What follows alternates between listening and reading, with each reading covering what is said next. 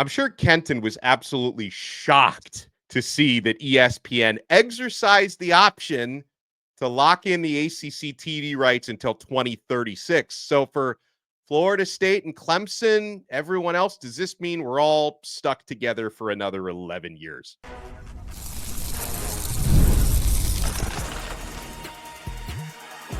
You are Locked On ACC, your daily podcast on the Atlantic Coast Conference. Part of the Locked On Podcast Network, your team every day. Shout out to the everydayers, and thank you so much for making Locked On ACC your first listen and your first watch today. We're available free wherever you get your podcasts. We're free on YouTube. We're part of the Locked On Podcast Network, your team every day. Today's episode is brought to you by Game Time. Download the Game Time app, create an account, and use code LOCKEDONCollege for $20 off your first purchase. He is Kenton Gibbs from Locked On Wolfpack. I am Alex Donno from Locked On Canes. We will talk some ACC hoops with our special guest today because you got Duke versus UNC tomorrow. That's a big one, although Duke is very heavily favored. We'll talk about potential settlements between Florida State, Clemson, and the ACC because, Kenton, the ACC TV deal is very much in the news here late this week. And I know you're absolutely flabbergasted by this because all of these other YouTube shows have been saying for the past year or so that, hey, ESPN, they're going to kick the ACC to the curb. They're going to decline the option for 2027, which is going to disband the ACC within the next couple of years. But yet, lo and behold, ESPN unilaterally, because they're the ones who had that option, they exercised the option and they have officially locked the ACC in till 2036. How you feeling? Donald, my flabber is thoroughly gasted. I cannot believe this. I am so shocked. If only there were two handsome, bald gentlemen who could have warned them, oh, this is not going to go the way many of you think it is. The ACC, even without Florida State and Clemson, still a net positive based on how much the ESPN deal is paying them versus how much it makes back. It would not make fiscal sense for ESPN to get rid of them. If only two folks had said that, if only.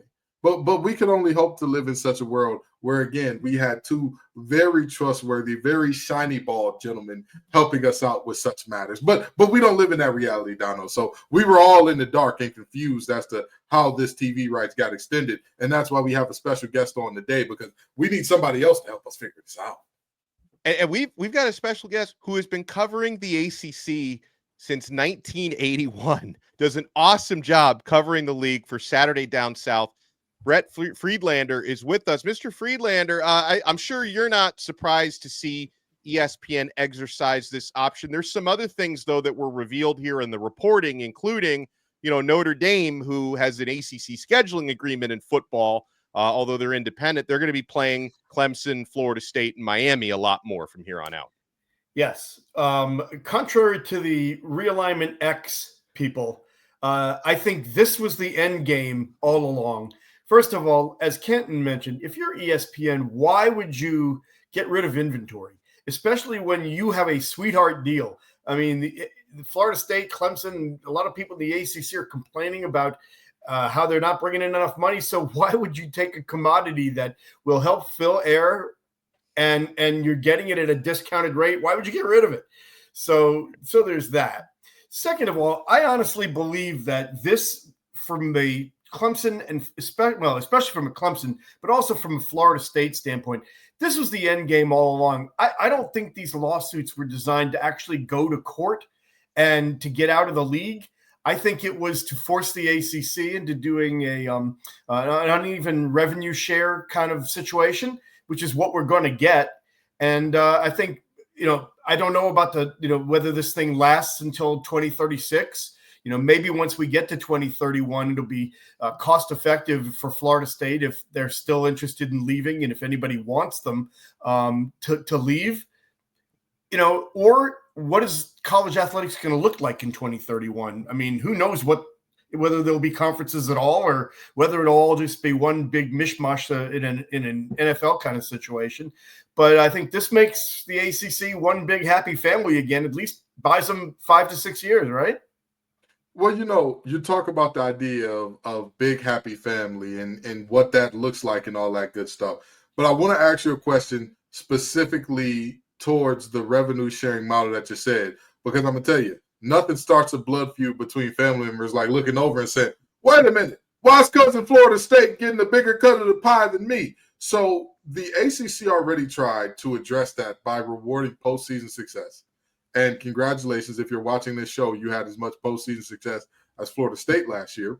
So with that in mind, what does the new revenue sharing look like, or how does that more thoroughly benefit Florida State than perhaps the old deal before the extension or before the option was exercised would have? Well, it'll give them a bigger piece of the pie. And that's what they want. Now they'll want more than what they're going to get, but at least they'll feel like that they got something out of this, that they won. And the other thing too is right now their bargaining position is nowhere near what it was last year at this time.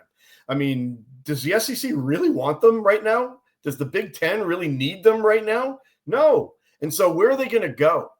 And then, the other thing on this is when you look at the other side of this spectrum, to the Wake Forests, the Boston Colleges, the Virginia Techs, the Syracuses of the world, why would they want this? Because you remember when the Big 12 went to this, Texas got more and everybody got mad, and that was the end of the Big 12, or almost the end of the Big 12.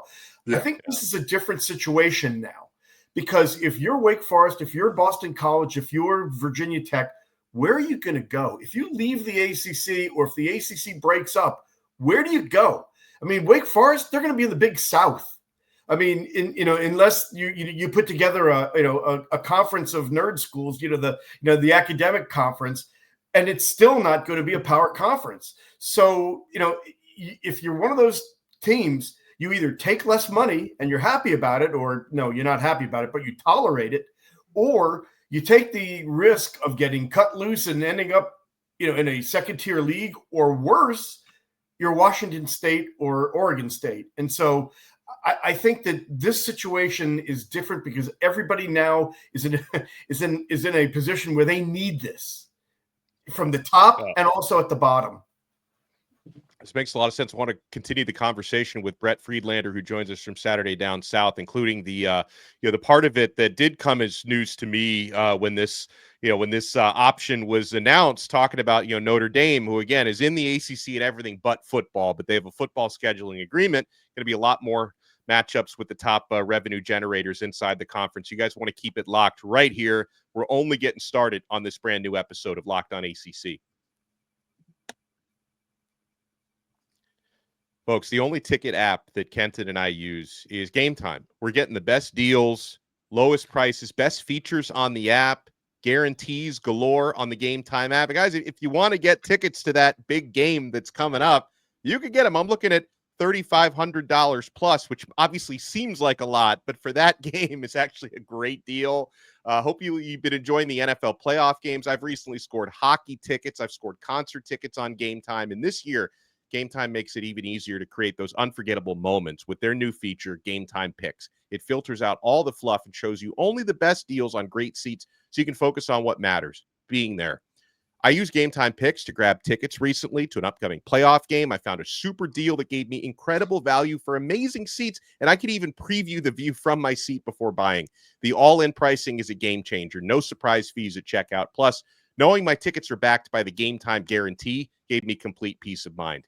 Take the guesswork out of buying tickets with Game Time. Download the Game Time app, create an account, and use code LOCKEDONCollege for $20 off your first purchase. Terms apply. Again, create an account and redeem code LOCKEDONCollege, all one word, for $20 off.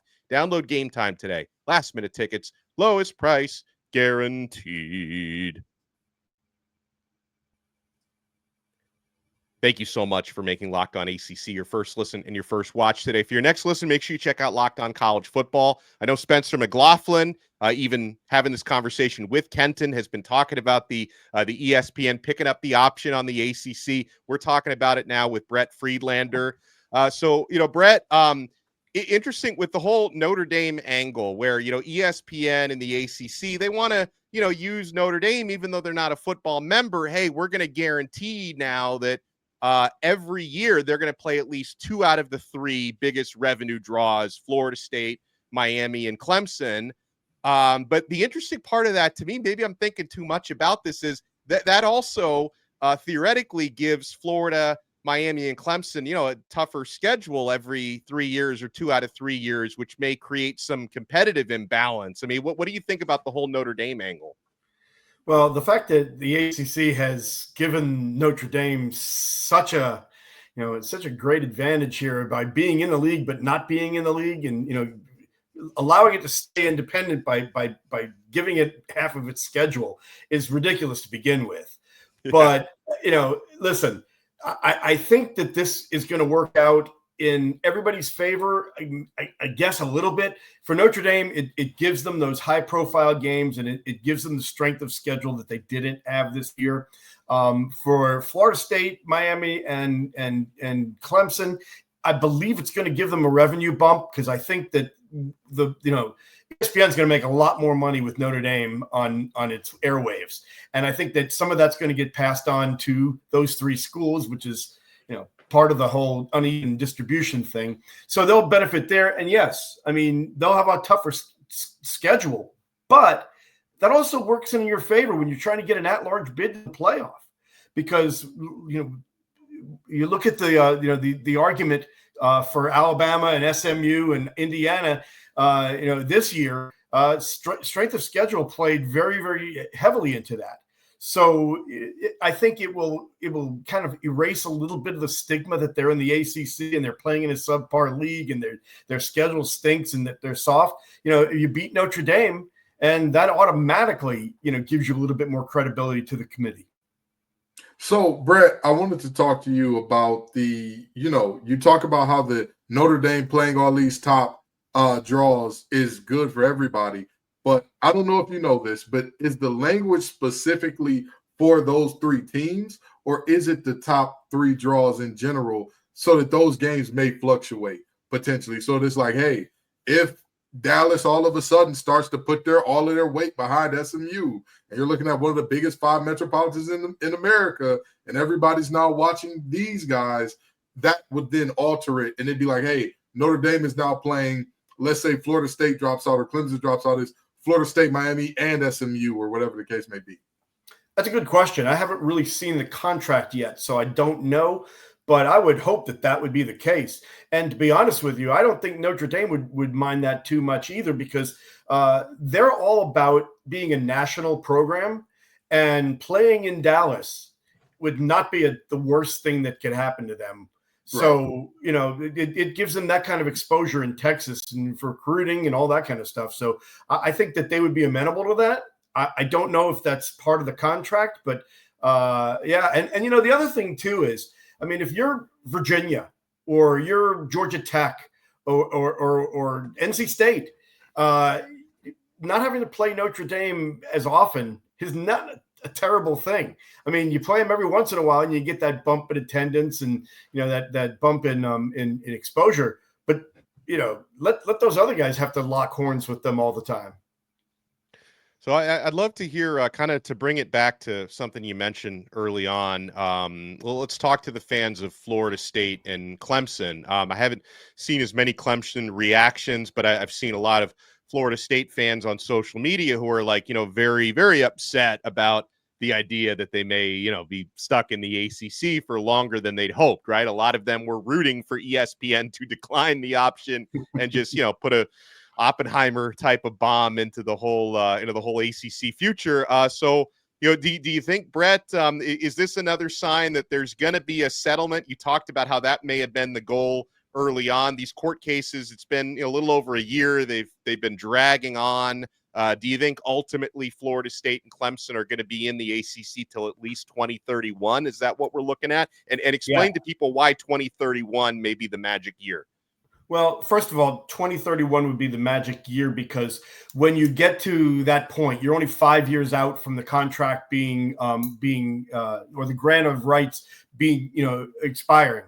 And so the buyout would then maybe be a little bit more fiscally reasonable. I mean, right now it's prohibitive.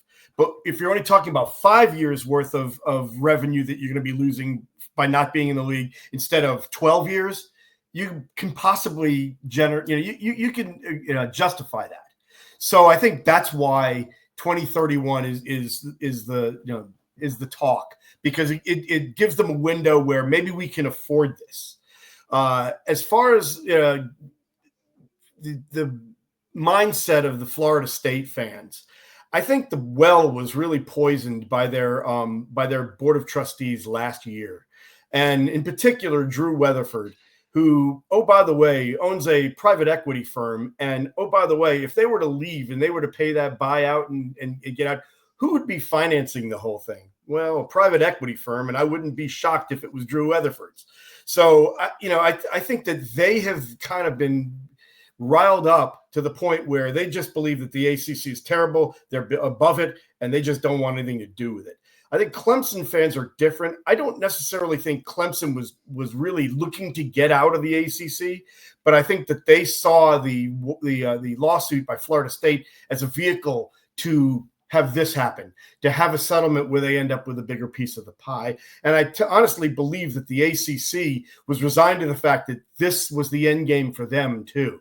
That, by filing a countersuit, dragging this thing out, that they could just, if they could hold out long enough, everybody would be, satisfied with just being over with. And, we're going to get a little bit, and the settlement is basically everybody getting their little bit. All these court cases remind me of that old song, Stuck in the Middle with You, because I got clowns to the left of me and jokers to the right. Of course, not on this episode. I'm not talking about you two wonderful gentlemen, but I want to know, speak to those people for a minute, Brett. People on the very pro ACC side are like, the ACC is in a great position of strength. Why would they ever settle? And then to the other side, yes, the option being extended was a massive blow, but some people still live in La La Land that are a part of the Tiger and Noel fan base, and even the Dirty Foot Club, also known as UNC, to where they're like, oh, we're going to get out somehow. So I want you to talk to those people and kind of explain why you see the settlement as being the most likely outcome. Well, because a lawsuit will be very, very costly for everybody. It will take time because it hasn't gone to a courtroom yet. I mean, this thing is going to drag on for another couple of years, maybe 3 years to begin with anyway. So you're just adding another 2-3 years onto that window. And everybody's going to get something. I mean, there's going to be no winners, no losers. Everybody's going to be able to claim victory, and everybody's not going to get everything that they want. And so I think that's why it's a win for everybody. Yeah, I got a follow-up on North Carolina, because obviously they're not suing the ACC as Florida State and Clemson are.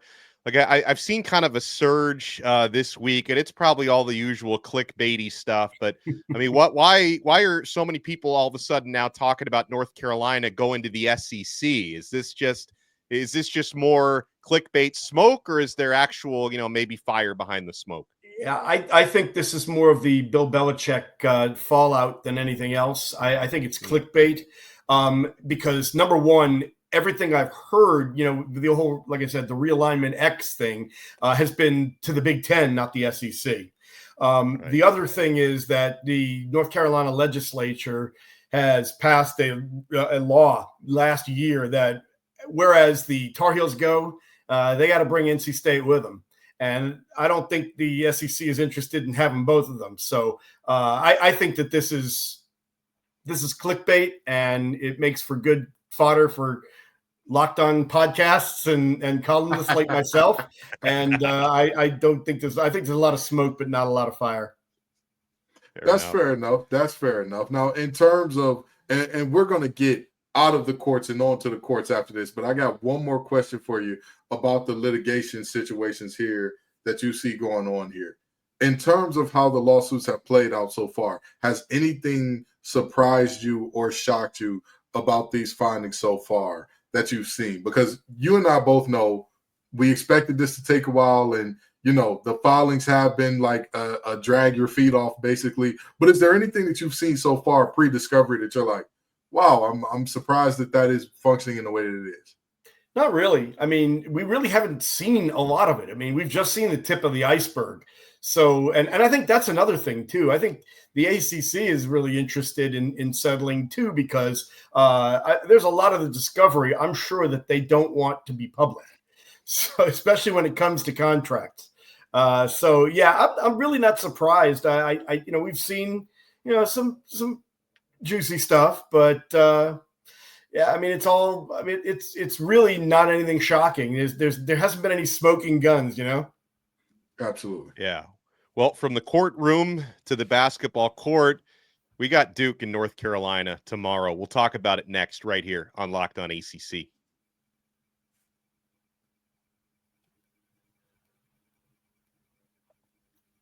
Thank you for making Locked On ACC your first listen and your first watch today. For your next listen, make sure you check out our other shows. Kenton and Grayson Boone do an awesome job hosting Locked On Wolfpack. I host Locked On Canes. So all parts of the conference, we got you covered. And we have Brett Friedlander on with us from Saturday Down South. He's been covering the ACC since the 1980s. And so, Brett, you've seen a lot of classics over the years between Duke and UNC. They're going to meet for the first of 2 times this season on Saturday. And, the Blue Devils are favored by 13.5 points. Is this one where could the rivalry make this one a little bit more competitive than the odds makers think? And how do you think this plays out tomorrow evening? Well, I have been to more UNC Duke games than I can remember, and I can tell you that it almost always delivers. And I have seen matchups that are supposed to be mismatches that turn out to be great. The Jeff Capel game, for one, if you remember, that was one where Krzyzewski was out with his hip surgery, and Duke was terrible that year, and they still took him to double overtime. 2 years ago, it was 3 years ago now, when Coach K was making his farewell tour, Carolina was supposed to go in there and basically be the Washington Generals, and they won the game. So I'm expecting this to be a lot closer than everybody thinks it is. It's a terrible matchup for Carolina. I mean, Duke is, the way that team is constructed, is totally the wrong team for UNC to be playing. UNC is like a donut. They're pretty solid around the perimeter, but they've got a gaping hole in the middle. And Duke, they've got a 7'4", shot blocker in the middle, and Kaman Malawak. And everybody in their starting lineup is 6'5" or taller. And Carolina's got 2 guards that are 6'1" and 6 feet. So it's just not a great matchup, but there's something about Cameron in particular that brings out the best in the Tar Heels. And I kind of see this game going very similar in storyline to the way the game on Monday between NC State and Duke went. You're going to see Carolina come out and shoot out of its mind, and they're going to play like gangbusters. And especially since the urgency is there for, their NCAA tournament hopes are really on the rocks right now. So I think Carolina's going to come out and play just lights out, and, they'll be right there with about 8 minutes to go. And then Duke will go on one of those 14-2 runs and get some separation. And I think they'll end up winning by about 8 to 10. Now, see, me and Brett specifically agree we weren't going to talk about Monday's game on there today. Listen, I think that NC State played its best game of the season. I agree. I want to know where Trey Parker, Kenton. I want to know where Trey Parker has been all year. I mean, come on, Kevin. I mean, this guy, he didn't just ball out on offense. He was a monster on defense, and everybody kind of picked up on the energy that he brought. And he's been buried on the bench most of the year with Paul McNeil, and he's gotten some run lately. So yeah. Sorry, Kevin. We don't need to talk about Kevin Keats' rotations right now. I was talking about stuff that make me happy. I was talking about a game that Dirty Foot Club was probably going to lose. And here you go. You know what? We ain't got to go. We ain't got to go to that. Brett, I do want to ask you this about this game. Give me the scenario for both of these. North Carolina wins if, Duke wins if. Well, North Carolina wins if it shoots about 55%, and if they can get Cooper Flagg into foul trouble and make him sit on the bench for about 8 to 10 minutes in the game. I think that's their scenario. They also can't turn the ball over. Elliot Cadeau can't go in there and commit 7 turnovers. That would be disastrous. But they got to shoot better than they have shot, and they just can't let Duke kill them in the paint. Duke. Yeah, just Duke beat Duke. wins it. He said Duke wins if they get off the bus. If they get off the bus, Here's the thing about Duke. Cooper Flagg is going to give you Cooper Flagg. He's going to fill the stat sheet. If Con Knippel goes 1 for 7 from 3-point range, Sion James scores 14, and Tyrese Proctor, makes 3 3-pointers. If Tyrese Proctor goes 0 for 6 from 3-point, Con Knippel goes 6 of 8, or Isaiah Evans comes off the bench and gives them 14 points in the first half. It's crazy how balanced that team is and how many weapons they have. And they can afford 1 or 2 of their big guys to have an off game because they just have other guys that they rotate in and gives them what they need. Well, hopefully the game is, in fact, closer than the odds makers expect. I mean, single digits would be a lot of fun for us neutrals who will be watching that one. We appreciate Brett Friedlander. Incredible stuff. Make sure you check out his work at SaturdayDownSouth.com. Brett, thank you so much for the time. Anytime, Alex. And Kenton, it's always a pleasure, man. Hey, we're going to have Freelander Fridays rolling for most of the offseason. We're going to change up to the Locked On basement, and we're going to call on you, all right? Let's I even wore a Hurricanes hat for you, Alex. Different Hurricanes, but hey, I'll count it. Great stuff. Huge thanks, as always, to Kenton Gibbs. I'm Alex Donno. We'll talk to you guys again next time on another episode of Locked On ACC. We are part of the awesome Locked On Podcast Network, your team every day.